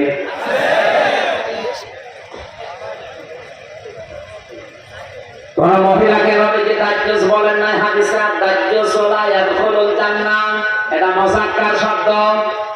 ওই পুরুষ মানুষ দাজ্জাল যার মেয়ে পর্দার ভেতরে কন্ট্রোলে থাকে না, যার স্ত্রী পর্দার ভেতরে কন্ট্রোলে থাকে না, যার বোন পর্দার ভেতরে কন্ট্রোলে থাকে না, যার মা পর্দার ভেতরে কন্ট্রোলে থাকে না, নবীজি ওই পুরুষকে বলেছেন দাজ্জাল ওর জন্য জান্নাত হারাম। এই হাদিস অনুযায়ী বাংলাদেশে কত মানুষের উপরে জান্নাতে যাওয়া নিষিদ্ধ, আপনি চিন্তা করে দেখেন। আজকে থেকে আমলটা আমরা ইবাদতটা আরম্ভ করব। টয়লেটে যদি 8 মিনিট 10 মিনিট আপনি সময় ব্যয় করেন, এই দোয়াটা পড়ে বসার সঙ্গে সঙ্গে ইবাদত আরম্ভ হয়ে যায়। বলেন ওইটাও আবার ইবাদত, হ্যাঁ ওইটাও ইবাদত। ওখান থেকে যখন ডান পা দিয়ে আপনি বের হয়ে বলেন গফরানা, কি বলেন? কেন বলেন বলেন তো? এক কথা বলো ভালো করে। কেন আপনি 10 মিনিট 15 মিনিট টয়লেটে বসে থাকার পরে ডান পা দিয়ে বের হওয়ার সময় গফরানাটা বলেন? আল্লাহকে বলতে চান, মাবুদ আমি এই 10 মিনিট পর্যন্ত তোমার জিকিরের, তোমার তাওবার, তোমার ক্ষমার বাইরে ছিলাম, আমি পড়তে পারি নাই। এখানে বের হওয়ার পরে আমি তোমার কাছে বলছি গফরানাক, আমাকে আগে মাফ করে দাও। আলহামদুলিল্লাহিল্লাযী, সব প্রশংসা তোমার। আযহাবা আন্নী ওয়াদা ওয়াফানি, প্রশংসা এই জন্য করছি যে তুমি আমার পেট থেকে গান্ধা জিনিসগুলো বের করে দিয়ে, এই কষ্টদায়ক বিষয়গুলো বের করে দিয়ে তুমি আমাকে নিরাপত্তা দিলে, স্বস্তি দিলে, শান্তি দিলে। এই শব্দটা শুধু বলা না, বাস্তবে যদি আমার আল্লাহ সত্যিটা বন্ধ করে দিত, টয়লেট যদি কার বন্ধ হয়ে যায়, প্রসাব যদি বন্ধ হয়ে যায়, ডাক্তার আছে, আমার কয়েকদিন আগে চট্টগ্রামে থাকাকালীন বন্ধ হয়ে গিয়েছিল প্রসাব। ডাক্তারকে দেখানোর পরে আমাদের বলছে 12,000 টাকা খরচ হবে এটা চালু করার জন্য।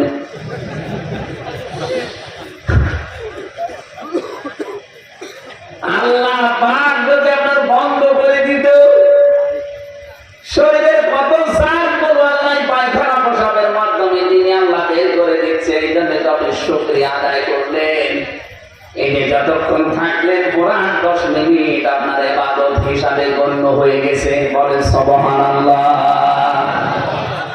এবার আমার আসল কথা এটা খেয়াল করেন। এই যে 7-8 মিনিট আমি যাই বললাম টয়লেট নিয়ে যাওয়া আসা ইবাদতটা নিয়ে অনেকে কিন্তু আনন্দে আছে যে না অসুবিধা নেই, ভালো কথাই বলছে। আরে ভাই 8-10 মিনিট টয়লেটে থাকা যদি ইবাদত হয়, বিশ্বনবী 10 বছর কোরআন দিয়ে রাষ্ট্র চালালেন, এটা ইবাদত না? এটা শুনলে একবার গায়ে জ্বালা করে। আমি কি খালি টয়লেটে রোজ করব? টয়লেটের আদব কায়দা এই কথাগুলো শুনলে খুব ভালো লাগছে। হুজুর আরো বলে 10 মিনিট ধরে। 10 মিনিটে যদি আপনি আরো আনন্দ পান, 10 বছরে আপনার আনন্দ আরো বেশি পাওয়া দরকার। ওই আনন্দটা আমরা দুনিয়ার বিষয় মনে করে ছেড়ে দিয়েছি, এই জন্য আজ তামাম দুনিয়ার মুসলমানেরা জুলুমের শিকার। কথা কত দূর গেল আপনি মনে হয় যে পানি টের পেয়েছেন? সুতরাং ইবাদত শুধু টয়লেট না, ইবাদত শুধু প্রসাদ পায়খানা না, ইবাদত এই পৃথিবীকে কোরআন দিয়ে চালানো ইবাদত। যতদিন আজরাইল না আসে এই দায়িত্ব আমাকে পালন করতেই হবে, পালন করাই লাগবে। মূল কথা, শেষের কথা এইটা ছিল। আমি পড়েছি 43 আর 44 নাম্বার। এর উপর প্রথম থেকে আল্লাহ আলোচনা করেছেন আদম আর হাওয়াকে নিয়ে। তাদেরকে বানানো, তাদেরকে সেজদা দেওয়া, তাদেরকে কিছু শেখানো, এই সমস্ত কথাগুলো ছিল। আমরা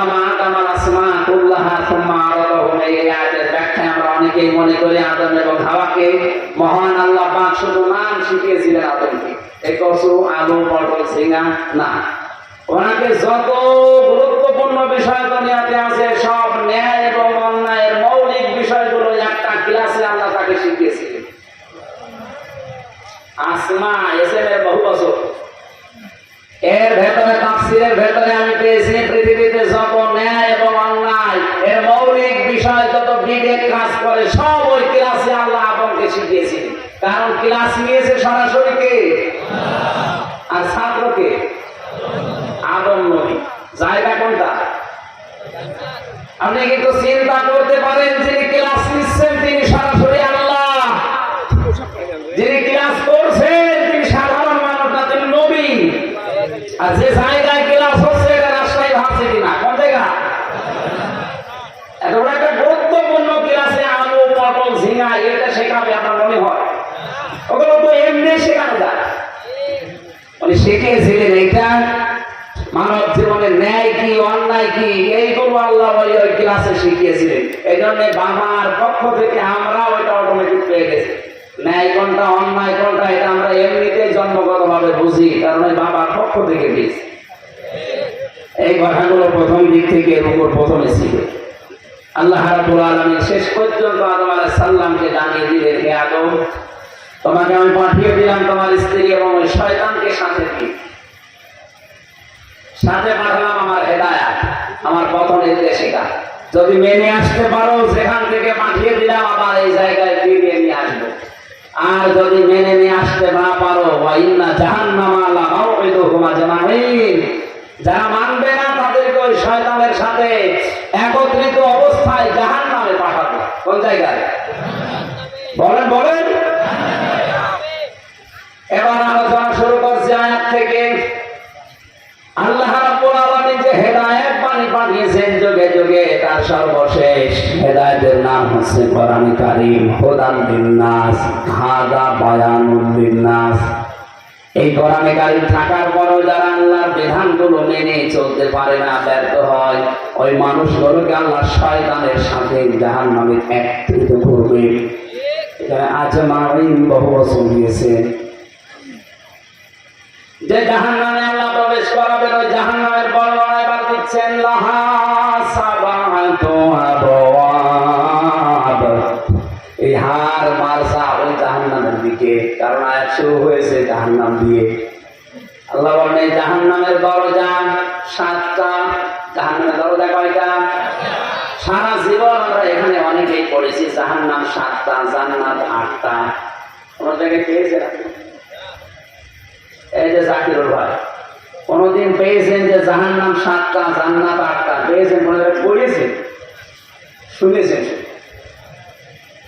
কোরআনে কারিমে সূরা হিজরের 44 নম্বর আয়াতে আল্লাহ দলিল দিচ্ছেন জাহান্নাম একটা, তার দরজা 7টা, জান্নাত একটা, দরজা 100টার উপরে। আমরা হয়তো 8টা বেশি জানি তাই বলি, আমরা 7টা বেশি জানি তাই বলি এগুলো, কিন্তু জাহান্নামের স্তর অনেকগুলো আছে। এই আয়াতের ভেতরে আল্লাহ 7টার বর্ণনা দিচ্ছেন। লাহা সাবাতু, সাবাতু মানে কি? 7। বাবের বহু বচনা বাব, জাহান্নামের দরজা 7টা। লিকুল্লি বাবিন মিনহুম জুজউম মাকসুম। দুনিয়াতে যে যে ধরনের অপরাধ করবে আল্লাহ তাকে ওই দরজা দিয়ে প্রবেশ করিয়ে শাস্তি দেবে। প্রত্যেকের জন্য আলাদা আলাদা দরজা আছে। এখানে প্রাইমারি স্কুল না কি যেন দেখলাম, তাহলে 1 থেকে 5 পর্যন্ত এই প্রাইমারিতে পড়ায়, আলাদা আলাদা ক্লাসরুম আছে না? কথা বলেন। যে যে শ্রেণীতে পড়বে ওই দরজা দিয়ে সে প্রবেশ করবে। ক্লাস 1 এ পড়ে 5 এ যে ক্লাস করতে পারবে, তো 5 এ উঠতে হলো এখনো 5 বছর পড়া লাগবে। এখানে স্কুল কয়টা আছে বলেন তো? বলেন বলেন। ক্লাসরুম আল্লাহ পাক বলেন জাহান্নাম একটা, এর দরজা 7টা। লিকুল্লি বাবিন মিনহুম জুজউম মাকসুম। দুনিয়াতে যে যে ধরনের অপরাধ করছে তাকে আল্লাহ ওই দরজা দিয়ে প্রবেশ করিয়ে ওই রকম শাস্তি দেবে। এখন কোন দরজা দিয়ে প্রবেশ করলে কিরকম শাস্তি হয় এটা আজকে কোরআনে কারীম থেকে জেনে যদি দেখি আমি এই দরজায় যাওয়ার উপক্রম হয়ে গেছে, আমি এই দরজা দিয়ে প্রবেশ করার উপযুক্ত, তাহলে এখন তো তওবা করার সময় আছে। ওই কাজগুলো ছেড়ে দিয়ে জান্নাতের যে 100টা দরজা আছে, স্তর আছে, যে কোনো এক দরজায় দিয়ে একটু দাঁড়াই। এখন বলে না এবার আসে একটা একটা করে আমরা দরজাগুলো দেখি। যত কঠিন দরজা আমি কোরআনে পেয়েছি, সব চাইতে বড় কঠিন দরজার নাম হচ্ছে হুতামা। নাম কি? আর জোরে বলেন। এটা তো মারাত্মক দরজা। এই দরজা দিয়ে প্রবেশ করার পরে যে ঘরের ভেতরে জাহান্নামের ভেতরে আগুন আছে এটা সাধারণ না, নারুল্লাহিল মুকাদ্দা। আল্লাহ পাক বলেন এই দরজা দিয়ে যাদেরকে প্রবেশ করাবো, এই দরজার ভেতরে যে আগুন আছে ঘরে, এই জাহান্নামের আগুনটা আমি নিচে জ্বালিয়েছি। আল্লাহ কি তাত্তালিউ আলাল আফিদা। এই আগুনের বৈশিষ্ট্য হচ্ছে কোন আগুন হচ্ছে দুনিয়ার আগুন কোন জায়গায় লাগলে ওই জায়গা পুড়ে যায়। আর জাহান্নামে হুতামার এ দরজা দিয়ে প্রবেশ করে যে আগুন পাবে ওইটা যেখানেই লাগবে আগে কলিজা পুড়ে যাবে। রাজশাহী বাসী কথাটা কত মারাত্মক কথা। শরীরে লাগলে শরীর পড়বে না, আগে কলিজা পড়বে। এখন এই মারাত্মক ভয়ঙ্কর জাহান্নামের দরজা দিয়ে প্রবেশ করবে কারা? মানুষ হত্যা করেছে যারা, জেনা করেছে যারা, না একেবারে ছোট ছোট অপরাধের কথা আল্লাহ দিয়ে, যেটাকে আমরা গোনায় মনে করি না। এখন দেখেন তো আমাদের ভেতরে আছে কিনা, আমি কথা কি বোঝাতে পারছি? এক কথা বুঝতেছে? প্রথম নম্বর দরজার নাম হুতামা। এখানে যাবে কারা?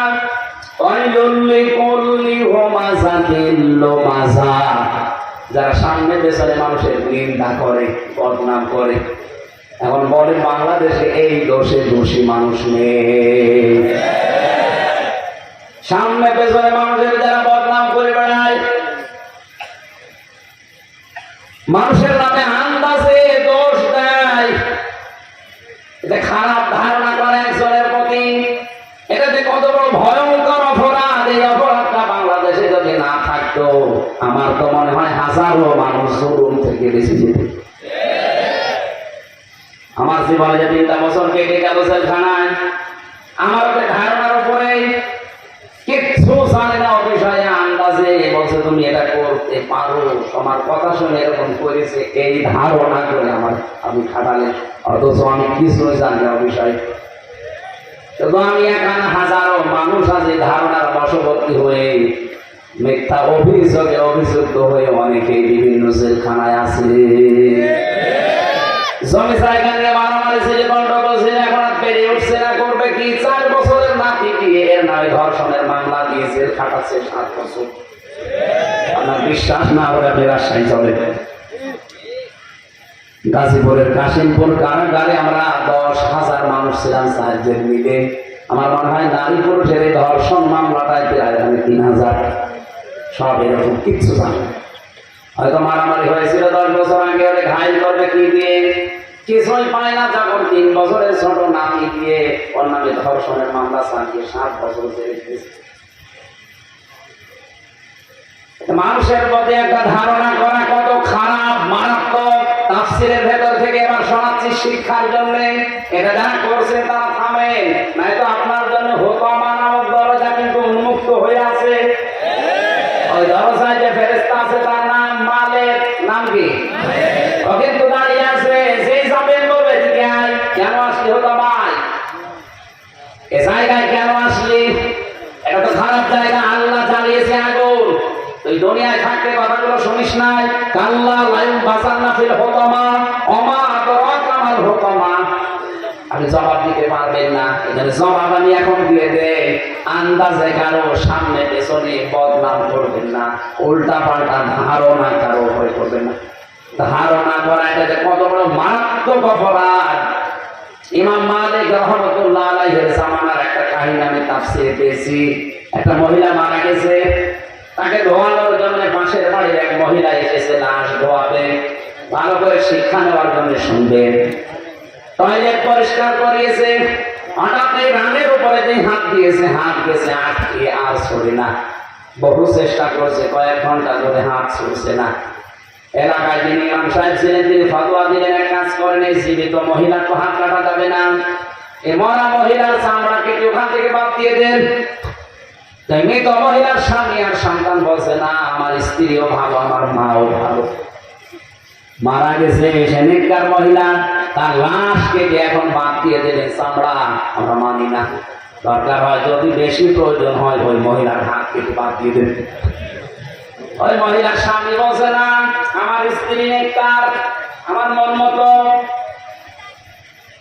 আমি এখানে একটা প্রশ্ন করছি, আমি স্বামী সহ যত স্বামী বসে আছে, কোরআন আমার সামনে আছে, 100% আল্লাহকে সাক্ষী রেখে গ্যারান্টি দিতে পারবে যে আপনার স্ত্রী আপনার কাছে 100% মন মতো? হাত করলে তো এখন দেখি, আন্দাজ হাত করলে কিন্তু আমি ক্যামেরা দিয়ে জিজ্ঞেস করব। সম্মান কামানোর নামে হাসির খোরাকে দেয় না, থামেন। এত বড় বড় নেতা এখানে বসে আছে, ওই হাত তোলা সাহস পাচ্ছে না জাকির ভাই? বলতে পারছে না যে আমার বউ আমার কাছে 100% মন মতো? আমিও পারছি না। আমি ভয়তে হাত তুলি, কারণ রেকর্ড হচ্ছে, ম্যাডাম আমার বাড়ি বসে দেখছি না। সম্মানিত মা বোনেরা যারা বসে আছেন তারা জানি না বিভিন্ন মহিলা প্যান্ডেলে, আর এটা মহিলা প্যান্ডেলে 10,000 20,000 মহিলা না, তাম পৃথিবী এখন লাইভ চলছে। এটা লক্ষ লক্ষ মহিলারা এখন এর সামনে বসে আছে। এখানে যদি 50,000 মানুষ থাকে, একটা বুড়ো মানুষ হাত তুলেছে, 5 বাদে কবরে যাওয়ার কথা। ও বললে কি আর না বললে কি? এতগুলো মানুষ আমরা কেউ যেই বলেছে আল্লাহর দিকে সাক্ষী রেখে বলেন, কেউ আর হাত করতে সাহস পাচ্ছে না। তার মানে জান্নাতে যাওয়া মহিলা এখন কম না বেশি? ওই একটার বউ শুরু চাবে।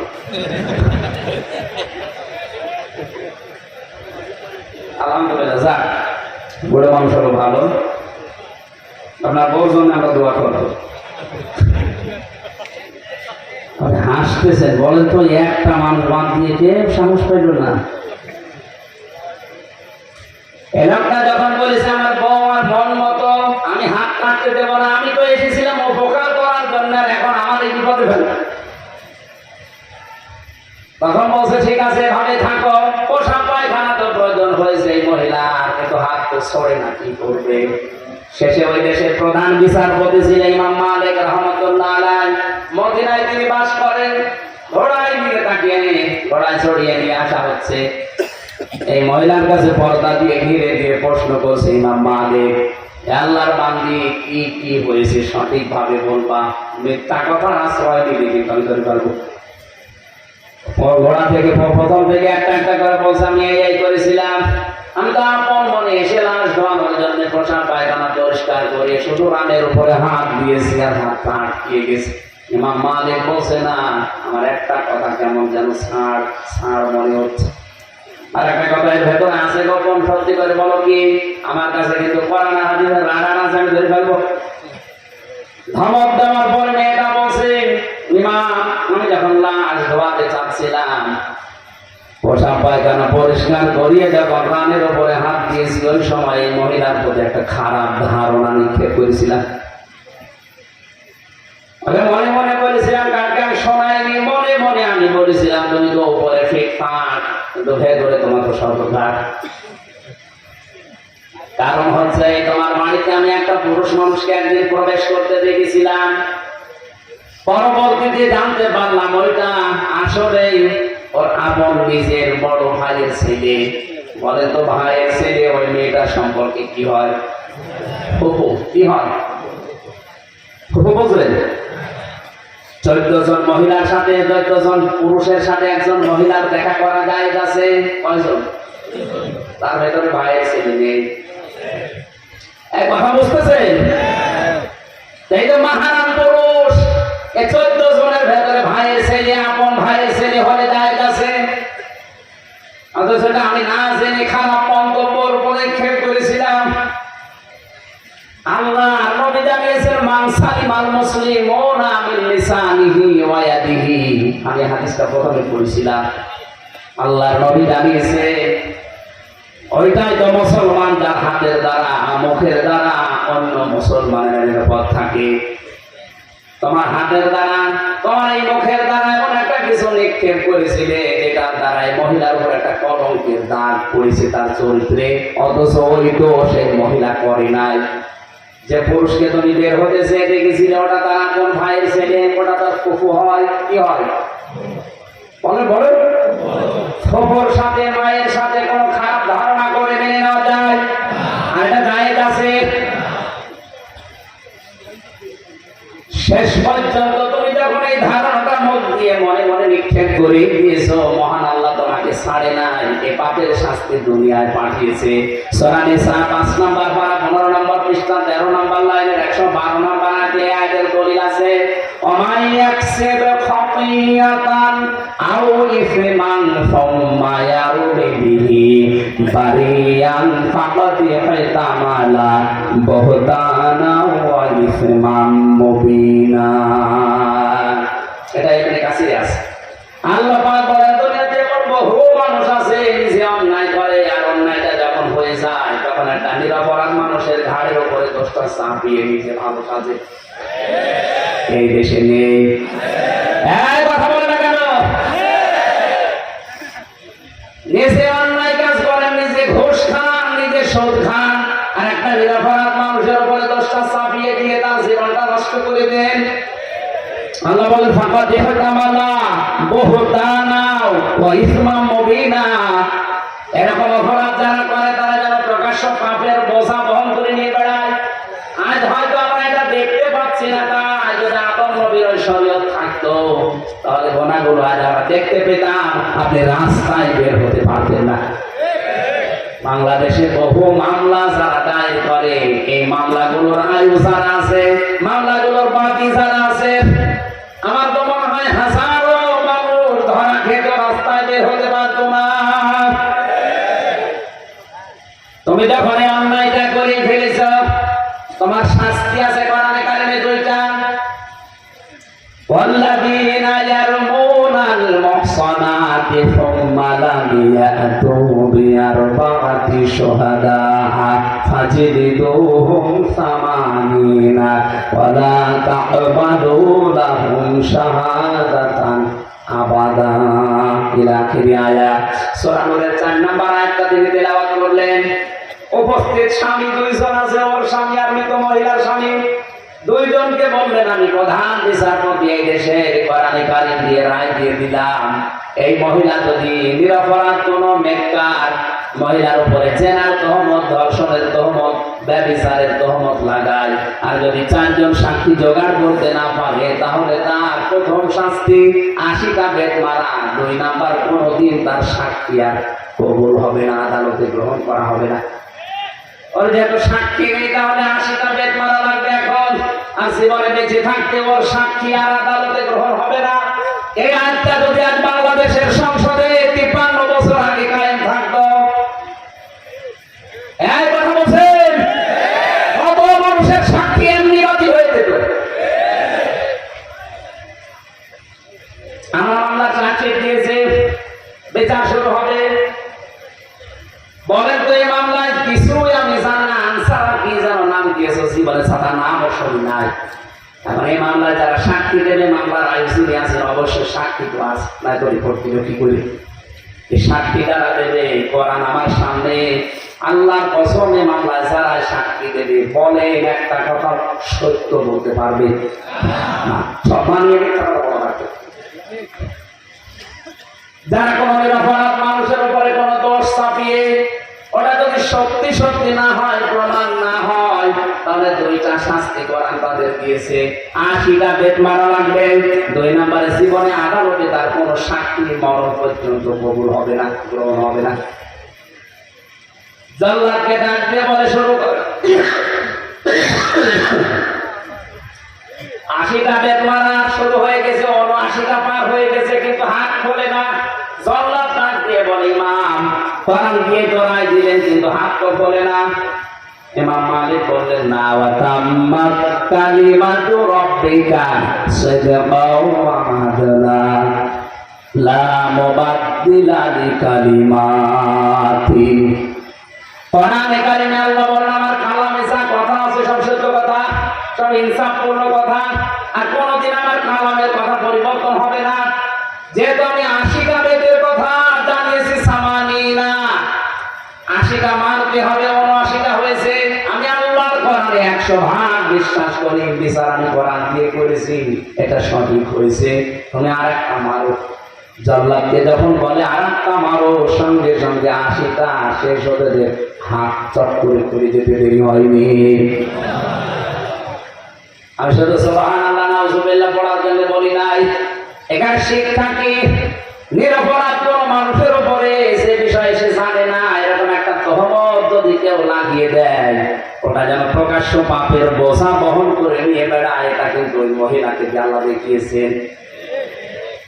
আমার মনে হয় এটা যদি আজ বাংলাদেশে আল্লাহ দেখাতো, কত মানুষ এমনিতে ওয়াজের আগে ভালো হয়ে যেত। এখানে জাহান্নামে হোতামারা দরজা উন্মুক্ত তাদের জন্য, যারা সামনে পেছনে মানুষের গীবত করে, আন্দাজে দোষ চাপিয়ে দেয়, এর কথা ওর কাছে লাগায়, তাড়াতাড়ি করে সম্পর্ক নষ্ট করে দেয়।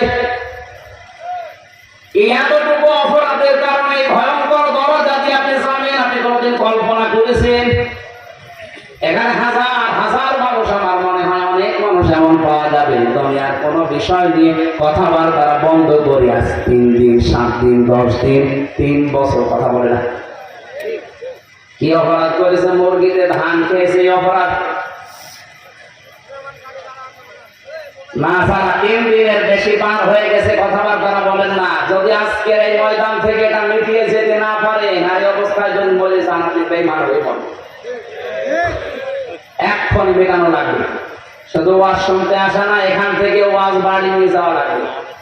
কথাবার্তা বন্ধ করে দিয়েছেন 3 দিনের অধিক, এরকম কেউ থাকলে হাত তোলেন তো। কি কথা বন্ধ করেছেন কোন কারণে? না, আখিরাতের কোন বিষয় আল্লাহর সাথে রিলেটেড, ইসলামের সাথে, ওইটা হতে পারে আলাদা। দুনিয়ার কোন বিষয়ের সাথে সম্পর্কিত কোন বিষয় নিয়ে যদি কথাবার্তা কেউ বন্ধ করে অবস্থায় মারা যান, আপনি কিন্তু 3 দিন পার হয়ে গেলে যদি মিটিয়ে ফেলতে না পারেন, আল্লাহর কসম আপনি বেঈমান হয়ে মরবেন, ঈমান পাবেন না। আপনার নামাজ, রোজা, দাড়ি, টুপি, পাগড়ি সব মাটি মারেন। আর এটা বেশিরভাগ হয় এই তাড়াতাড়ি করার কারণে। সুতরাং এই গোনা থেকে আমরা যেন আজকেই মুক্ত হয়ে যেতে পারি। যারা এগুলো বন্ধ করে আছেন, যদি নিজের থেকে উদ্যোগ নিয়ে কথা আরম্ভ করতে পারে, আল্লাহর আরশ আপনার উপরে খুশি হয়ে যাবে। এই আমলটা জারি করা যায় না? অন্তত সে দুজন হাত তুললো, এরা তো পারে নাকি?